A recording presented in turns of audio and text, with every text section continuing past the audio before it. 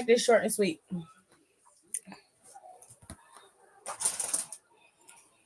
Now, y'all, if y'all want to know our thoughts on Crown Jewel or anything like that, go to Down for the Counts YouTube page. The video is up. Y'all can go listen to it like a podcast, and we'll tell you everything about Crown Jewel, how we feel about it, the match card, who we think we're gonna win. All of that is up there. And we cover some more information, some injuries, all kinds of stuff. Okay. So head on over to that YouTube after we get done over here, and y'all can go and check out the little podcast video of us talking about Crown Jewel and everything that happened in wrestling this week. We also go over that WWE ID program. So it's some good information in there. Okay. It's not currently up on our podcast because something was going wrong with the podcast, but it is up on YouTube. So the podcast is up on YouTube. Y'all can go listen to it over there. All right. So listen, I did not get the chance to watch Smackdown today. So I missed everything. I had to find out what was going on through clips. Okay.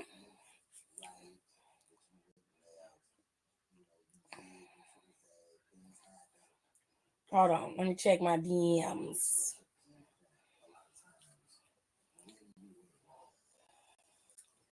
Okay. Yeah, because nobody, huh? You talking to me? Or you talking to them? Okay. So, because nobody was giving me the tea like I asked for, y'all ain't shit. I just want y'all to know that. I want y'all to know y'all ain't shit. How I trick you? What I do? I didn't even do nothing. I've been sitting right here, been quiet. Nobody gave me the tea. Nobody told me nothing. So, anyways, hello to Eli. Eli was first. I can't put the graphic up because I done deleted all the stuff off of here. Because I'm finna switch to a new streaming service very soon. And I won't be using StreamYard anymore. So all of my little tidbits and stuff is gone. I didn't trick you. I just told you it wasn't gonna be no commentary tonight. Oh no, I said it's no live. I meant commentary. I'm sorry, Johnny. Go ahead, babe. Anyways, my day was fine. Thank you for asking. I said no live tonight, but I meant no commentary. So I messed up. That was my fault. My bad. My bad, babes. So basically, from what I saw, these two kicked off the show. And they was going back and forth. To be honest with you, I really don't care about what they said. Because when Tiffany came down there, Tiffany kind of shut all of that down. She basically told Nia, like, don't get too comfortable because I can take your championship from you, just like I can take your championship from you. Now, Liv is real comfortable in her situation because she like, I got two people around me that's gonna protect me. And that was, you would just basically peep your whole card. So clearly, the key to taking you out, babes, is to take out those who surround you. Cool. Now, if I was Rhea, I would have been paying very close attention. And the first thing I would do is Nancy Kerrigan getting the fuck out of Raquel Rodriguez. And then I would kidnap Dominic Mysterio and lock his ass up until she give me another title shot. And I wouldn't tell her where he is until after we had the match. Okay? That's just me. Since she get to take it far, I say Rhea go all the way to balls to the wall with it. But anyways, the best thing about this particular segment was Tiffany Stratton. And I don't even fuck with that bitch like that, but she cut all of them real deep. Number one, she took Nia's whole security from her. She was like, Nia, don't get comfortable, girl, because I can take your championship from you like that. Okay. Number two, Liv Morgan. She was like, girl, if I take your championship, do that mean that he come with me? Because I could use a little dirty in my life. And I was like, ew. I don't know what y'all obsession is with this tall, lanky, long-armed motherfucker. This Slender Man-esque looking bitch. I don't understand it. I don't get it. I feel like when he get naked, he'll look like a literal surfboard. I don't like it. I don't like it. It look like it stink. It look like it stinks. You know what I'm saying?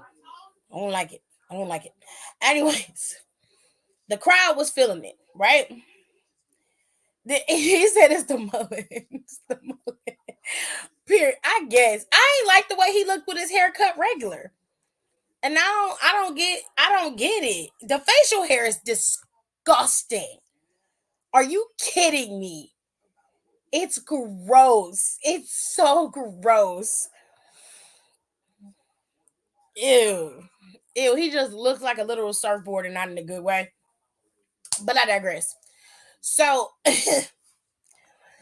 when that happened, Liv Morgan got a little tizzy. She got in her feelings, honey. Them bags under her eyes tightened up, face got all scrunchy. Then she looked at Dom, and Dom was looking at her like, "Oh, word, you feeling it, brother?" And he was like, "Psh, nah, don't worry, Liv, you don't have nothing to worry about. You don't have nothing to worry about,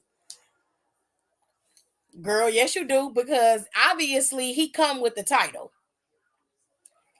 Obviously, he comes with the title. Okay, he's an accessory, not a man." He is an accessory, honey. But child, they got to talking. Now, Kayla gonna have to clarify on this one because I don't know. But it seemed like Liv had a match with Tiffany. I want to say it was against Tiffany. But again, I have no clarification as to who she had a match with. Because by the time I got to the clips online, Tiffany Stratton was nowhere to be found, and it was just Liv in the ring. Liv ended up winning. Whoever she was going up against, she won. Nia got in the ring, and Nia took everybody out. She took out Liv with that briefcase. She took out Raquel with the briefcase, and she took out Dom. Okay, so as that happened, she also annihilated Liv Morgan, which I posted some of the clips from Smackdown on my TikTok. Because it's a little bit harder to post those clips over on Instagram, but I may just, when I get done posting everything, I may post it over on Instagram as well, in case you didn't see it either, child. But anyways, that happened. So the next clip I saw, maybe y'all can help me out on the things that I missed. The next clip I saw was the Street Profits versus Pretty Deadly. This was a nice filler match, and the boys did really good in this match. However, Pretty Deadly was trying to cheat. And of course, B-Fab was out there. She had on gear, which I thought was very interesting. B-Fab came out there, and girl, B-Fab picked up Elton and slammed homeboy on the ground. Child, there was no escaping. I was like, girl, where you get this power and brawn from? Oh my God. I loved it. I was like, yes, B-Fab. Yes, girl. Give it to us. Give it all to us. Now, I don't know if there was a match in between there, if there was any interactions with anybody else, because I didn't see everything. I'm only going by what I saw. Now, like I said, if I missed anything, put it in the comments and I will double back to it and we'll talk about it. Because we already talk about Crown Jewel and the matches after that. And I can only talk about what I know and what I saw. So, the next thing I saw was the segment between Roman, Jay, and Jimmy. Jimmy was talking to Roman, and he was like, yo, I need you to make things right with Jay. We need him. He was a part of the original clan. He's our brother. He's your cousin. He's our brother. And he's my brother. And I'm not gonna I was able to make up with him. You need to fix this. You got to talk to him. And he kept talking to him, reiterating what he was saying. And Roman just asked for the microphone. And because he exhibited the same behavior that he exhibited prior as a tribal chief, Jimmy didn't believe that he was ever going to agree or comply with anything that he was saying. Shortly after that, I don't know if Roman said anything after that because I didn't get to see that. The next clip I saw was Jay Uso coming out down there. Jay Uso came down there and he basically told Roman straight up, I am no longer your little sidekick. I'm not your little cousin. We are equals. The only way that I am going to do this is that you remember that we are equals.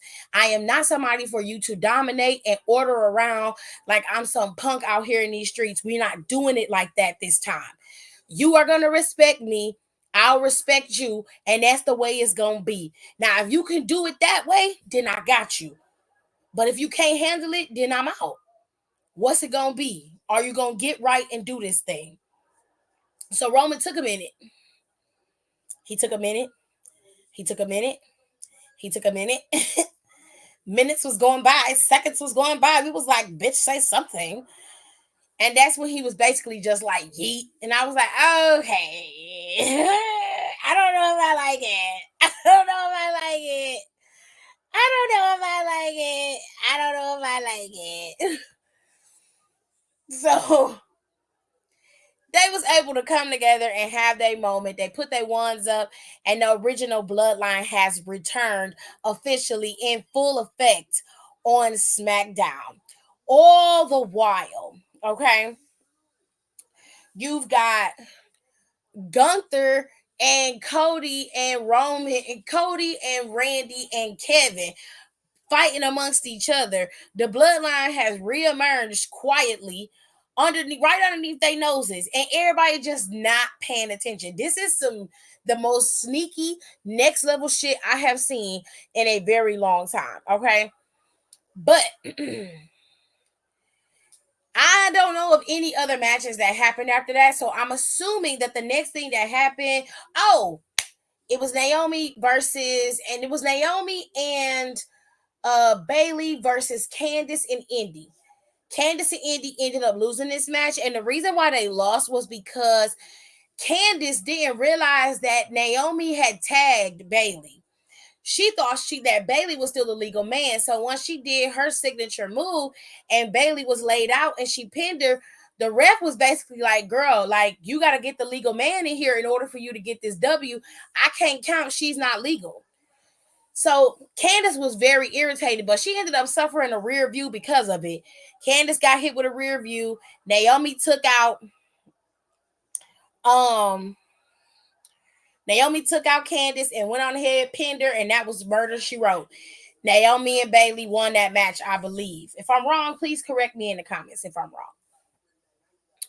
The next thing we ended up seeing, at least I think the next thing we ended up seeing was the Fatal 4-Way Tag Team match.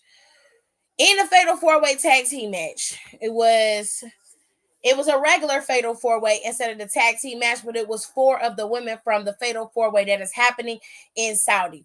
Io, Bianca, Lash, and Piper were all in this match. Ultimately, Io was the one who picked up the win in this match. It was a good matchup from what I saw from the clips. They really highlighted Bianca and everything that she was doing in the match. But everybody had a little moment. It wasn't a big moment, but everybody had a little moment from what I saw in some of the clips. But Io was able to sneak in and pick up the win. Now, I don't think that they're going to lose the titles, mainly because they didn't win today. I don't think Bianca and Jade are going to lose the titles at Crown Jewel either. I think they're going to retain them until leading up to Royal Rumble, and they probably will end up dropping them in some weird way, more than likely to Chelsea and Piper, because they're the most unlikely team in this whole group to beat them, and that's usually how they go. So there was that. Now, I did see online there was a little interaction between Naomi, Nia, and Tiffany. I did see that. It was very small, but I didn't get to see what was said between the two of them. But I know that the Naomi is still going after that championship that Nia has. And I guess, I don't know. I didn't get to see the whole interaction, so I don't know what was said between the two of them. But I am interested in what was said because I love a moment, honey. I love a good moment. Now, we got this match that happened tonight. This was the tag team match between Randall and Cody versus Imperium. Now, They had a pretty decent match, but that wasn't the cold part. That wasn't the part you need to pay attention to, okay? The part you need to pay attention to is at the end when I told y'all that Randy having his moment to say whatever he wanted to say and Kevin not responding via any social media in any way was dangerous. Kevin Owens popped up Friday today, came out there, hit Randy in the back with a chair. This was after they had won the match. Meanwhile, Cody is getting choked out by Gunther. Gunther would not let Cody's ass go. Cody got choked out by Gunther. Gunther had him laid out. He would not let him go. It took all of the producers to come out there and refs to come out there to get him off of him. And from what I saw, the man did not let him go. So this is a dangerous cocktail, honey. Now, Randall may just beat Kevin at the Saudi show. He might just beat him. But there's going to be a moment where Kevin Owens literally destroys Randy Orton. It is coming, whether y'all want it to happen or not. It is coming, okay? And then Kevin is going to set his sights square on Cody Rhodes. Square on Cody. Unless Sami Zayn pops up over on Smackdown and somehow Kevin gets wind that he joined the bloodline, that's going to make Kevin crack. You feel me? But that's it. That's all. SmackDown was very short and sweet and to the point from what I saw. There was a lot of segments in between that we saw, in terms of they gave Nia and Liv in them a lot of time in the opening of the show. They also gave the Bloodline, the original Bloodline, a lot of time in the show. The new Bloodline did respond to what the Bloodline said, but I'm going to let, Solo and them tell y'all what he said because I didn't get to see all of it. And again, I'm going to post it on my TikTok. And once I get everything up on TikTok, I'm going to repost it over on Instagram in case you didn't see it. So to give y'all a quick rundown of where Crown Jewel is and how things are actually going to go, I'm going to start off with the Crown Jewel title matches. So Crown Jewel is going to be in Riyadh. It's going to be Saturday at 1 p.m. Remember the time, because with these Saudi shows, you could miss them by not watching them in the middle of the day. They come on in the middle of the day. It's a 2-hour pre-show for Crown Jewel. I don't know why y'all want to sit up and listen to Megan and motherfucking Randall from Recess talking about these matches for 2 hours. But child, I don't know if they're gonna have them on the pre-show or if they're gonna use like Biggie and people like that to do it. I have no idea. But child, I don't want to sit up here and listen to y'all talk about Crown Jewel for 2 hours and then watch Crown Jewel for another 3.5. I don't want to do that. So let me tell y'all how it's gonna go for these Crown Jewel championships. Okay. So the Crown Jewel championships will stay in Riyadh. They're not going to leave. They're going to be added to the WWE experience, and you can go and see them if you go to Riyadh or wherever the WWE experience is. Sometimes it's in Jeddah, but I guess the experience is going to be in Riyadh. You can go and see the belts there, but they will not be coming home with the superstars. The way the superstars will represent that they are champions is going to be through rings. They will have big rings very similar to Super Bowl rings that will represent them being the Crown Jewel champions. Okay, so I thought that was a little cute idea to give them rings, seeing as how the Saudis don't want them to have them titles. Whatever makes them happy. You know what I'm saying? Whatever makes you happy, love. If that's what makes you smile, sure. So Nia and Liv can face off for this ring that they're possibly getting. To be fair, both of them are on equal playing field. Liv Morgan was able to best Tiffany Stratton right there and in this last show, and Nia Jax was able to annihilate her at the end of the match and after she won. So both of them kind of are even. So we going into this match with even kill, like Tiffany, Nia don't have no leg up over Liv, and Liv don't have no leg up over Nia. But just given the last thing that we saw was Nia Jax annihilating Liv Morgan. Liv Morgan could very possibly walk out of Crown Jewel with that Crown Jewel ring. And I would spit bricks if she do, because I really don't want that bitch to get that.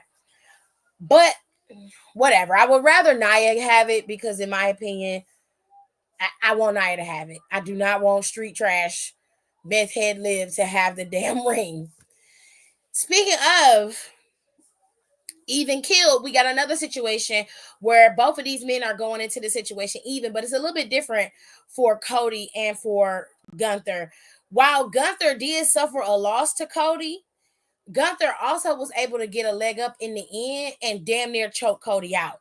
I'm sticking to my original pick of Cody Rhodes being the one to win and walk out of Riyadh with that crown jewel championship. I don't see Gunther getting it. But if he does, I can't say that I would necessarily be mad. Am I gonna be salty? Yes, because Gunther gets on my nerves. But I'm not gonna necessarily be mad. He's not a bad contender. He's not a horrible opponent. He's just an asshole. Then you got this championship match. You got LA Knight versus Carmelo Hayes and Andrade. Now, a lot of people think LA Knight's gonna lose his championship in Riyadh. I don't know. I wouldn't mind Carmelo Hayes being champion. I really think that Carmelo Hayes as US champion would be a little bit more of a fun time for him and for the title itself, especially given the fact that this title has been locked up between these three men the last 4 or 5 months, hasn't really gone through anybody else. And I really want to see some other feuds and more people coming after that championship. So do I think that that can happen while LA Knight is champion? Yes, I do. I feel like you could give Montez Ford an opportunity at this title if you wanted to take that title off of LA for real and like really let Montez get it. Like if you had a plan and Montez was not going to be WWE champion or World Heavyweight champion anytime soon, he needs to be considered to be one of the next stepping stone champions, one of the next mid card champions, because he just is good enough to be in the limelight and be in that space, and that just would really boost that championship. Whether he was heel or face, Montez would just be that guy, and I would really like to see that. But since we're talking about these three, if I had to pick, I'm gonna go. Originally, I picked LA to retain. I do think that LA can retain, but I don't know. I'm leaning real heavy towards Carmelo. But I'm gonna stick with LA Knight. I'm gonna stick with LA Knight. I think LA Knight's gonna retain it. The Fatal Four Way, I think that Bianca and Jade are gonna retain. I do not think they're gonna drop their titles. If by some miracle they do, it would probably be either to Lash and Jakara or it would be Chelsea and Piper. I don't think Damage Control is even in the running to get the titles back, if I'm being honest. And to be fair, they shouldn't be in the running to get the titles back simply because they've already had them and they've had them so many goddamn times that it's unnecessary to give them the championships. Okay, but I think Jade and Bianca should keep them just so it can lend more credence to Raquel and Liv feeling like they need all the gold and going after Jade and Bianca trying to take their championships from them. Like, I really think that that needs to be a catalyst leading into War Games. Then you got the non-title bouts. So you got you got Seth and Bronson Reed. If I'm not looking at this from a fan standpoint and from who I love or like, I would say Bronson Reed more than likely is going to win this match just to put Bronson Reed over. And to be fair, I wouldn't be mad about that. Bronson Reed, as much of a bastard as he is a really good wrestler, and he knows how to get underneath people's skin when it's necessary. So I don't mind Bronson Reed in that regard, but I don't like his big ass. So I want Seth to win just for the sake of him winning. And he just might. I mean, it's the Saudi show. The Saudi show usually don't always go in the favor of what everybody else want. It usually go in the favor of the fans of Saudi.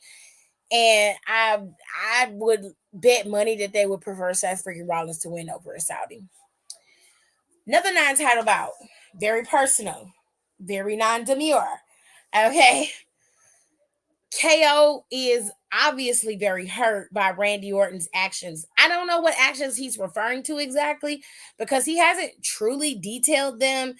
I can say I haven't listened to his online rants that he's had. Um, And it's not because I didn't want to. I just didn't. But it seems like he feels betrayed in some manner by the action of him taking Cody Rhodes' side. And I don't think that that's what Randy was doing. I think Randy was trying to diffuse the situation and then find a proper solution so both men could come back to a common ground, be friends again, and everything could go back to the common goal, which is taking down the bloodline. But Kevin immediately saw it as him taking Cody's side the moment he went to Cody and was trying to talk to him. Kevin immediately took it as he was taking his side and he abandoned him. And Kevin is like, I loved you. We had something special. And I was like, well, damn, was y'all out here fucking? Like, what's going on? What is going on?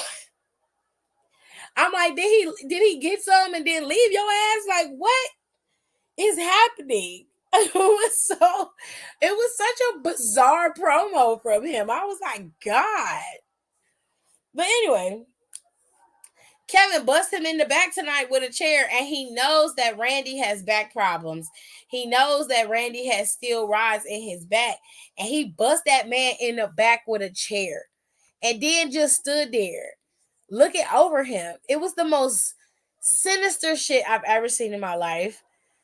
And then who knows what's gonna happen at Crown Jewel, but I presume I'm gonna say Randy's gonna win at Crown Jewel, but there may not be a winner at Crown Jewel due to the fact that Kevin legitimately does not want to fight. He wants to try to destroy Randy Orton, and that is a totally different beast right there. I just don't think that they're gonna have a real fight. I think before the match gonna even start, Kevin is gonna attack him and he gonna be beating him down, and they gonna stretcher his ass out of there because of Kevin's attack. And then Kevin gonna go right after Cody, right after that. I'm telling you, I smell a rat. I smell a rat.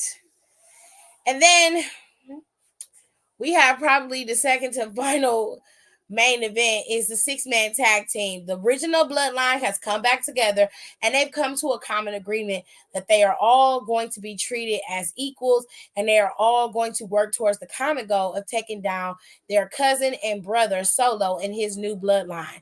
Now it's still 4-on-3 at this moment because no matter who is in this match, they are always going to be on the outskirts lurking and ready to interfere. So I don't know how exactly this is going to play out, but I presume that the bloodline on Solo's side is probably going to end up picking up the W in this. And the old bloodline is going to have to find a way to regroup and move themselves forward because Paul Heyman is no longer giving them the strategies and Roman and the rest of the brood are no longer implementing them. So they got to find a new way to operate as a new family and as equals.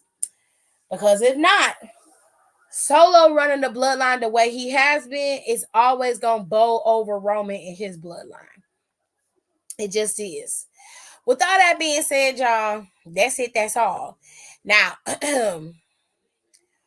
we don't know what's going to happen on Monday. Now, this episode of Smackdown was pre-recorded, which is why no events that happened on Tuesday were mentioned on Smackdown. So that's why you didn't hear nothing about Liv Morgan attacking Rhea Ripley or any of those things because this Smackdown we watched was already pre-recorded and ready to go. Okay? Also, there have been some releases in WWE. I see a lot of people are in their feelings and mad about it. Unfortunately, it's the nature of the beast. It's a part of the business. And I find it strange when people get upset about WWE releasing people. But Tony Khan literally just locked up 2 contracts because he didn't want them to leave. He has released people slowly or letting contracts run out and he's not renewing them, intentionally not renewing them. It's the same tactics, it's just done differently. So it don't look so bad. Meanwhile, Ricky Starks is on the shelf, ain't wrestled in months, and ain't been put in no TV or nothing. I'm just saying. I'm just causing it like I sees it. But anyways, Indy Hartwell, Baron Corbin, and Tegan Knox have all been released. Now, as far as Tegan Knox is concerned, when she got injured again, Tegan hasn't been on TV since then. And I think the longest time she ran in TV was like a year or two ago. That was the longest stint she had in TV, when she was like in NXT and on the main roster wrestling with Natalya, and they was having their little thing, and then she was a tag team partner for Natalya, and they was having their thing. Like, that was the longest TV stint she had. Baron Corbin. Baron Corbin's been in the E for 12 years, and to be honest with you, he had a pretty decent career for somebody who's been in the WWE for 12 years. He was a big in the mid card, but he was able to become king of the ring. He was tag team champion in NXT. He was United States champion in WWE. He had the Money in the Bank. You know, he did have some great accomplishments, and he was on TV at one point for like 2 years straight, you know, as the authorities' right-hand man. For a long time, he was on TV making moves and doing crazy shit. He had his own faction at one point. You know what I'm saying? Like, Baron Corbin may be leaving, but I think this is gonna work out for Baron in the end. If Baron decides to go to another company and wrestle, he's gonna shine and do great and amazing things. And again, Triple H doesn't really close doors when people get released. He always leaves the door open for them to come back. And I think that I think Indies for sure will probably come back if she continues to wrestle and goes and does her thing on the Indies. I think it's gonna be a good time for a lot of people. Am I sad that some of these people got released? Of course, I don't want people to lose their jobs. But I want y'all to be very careful about what y'all say on the internet. Because Michin was talking about how she was thinking about her friends, and somebody tweeted her and was like, well, you're next, boo. And that's really messed up. Like, y'all have to understand that at the end of the day, these are people, and you're not talking about characters when you're talking about people getting released and all the other kind of stuff. That's a totally different beast. So y'all really should be very careful about how you speak and what you speak about when it comes to these wrestlers and their jobs. They deserve better than that. They deserve to be treated better than that. They deserve a lot more respect. Because Karma's a bitch. And when she come back around, honey, woo! When she come back around, honey, you have to be careful in these last days how you treat people and what you say. Being kind is free. And keeping your ugly thoughts to yourself is free. Okay? You ain't got to pay nothing to do that. With all that being said, y'all, Crown Jewel comes on tomorrow at 1 p.m. Eastern Standard Time. Okay, so y'all can watch the show. I hope y'all enjoy Crown Jewel. I will be back tomorrow after Crown Jewel goes off, and we will chit chat about the show and where I believe this is headed going into Survivor Series. I've had my videos up that I get put up for the members, my little podcast videos. The members listen to it, and I got some decent feedback. And now I'm going to unlock those videos for my subscribers so y'all can hear my thoughts on Crown Jewel, leading into Crown Jewel and going into Survivor Series War Games, okay? And how I think the teams are going to be structured. I do give you guys a little backstory on both sides with Liv and Rhea and that whole situation. And then I do it on the other side with the Bloodline, just so y'all can have some clear understanding of what's going on. And then I get into War Games. So it's going to take a little bit of a minute, but just sit back, relax, and listen to the video and enjoy it. And y'all let me know in the comments what you think about the videos. Go on over there and check them out. They'll be up within the next few minutes. And on that note, I got to go. I will see you guys next time. Bye. If you don't want to see me,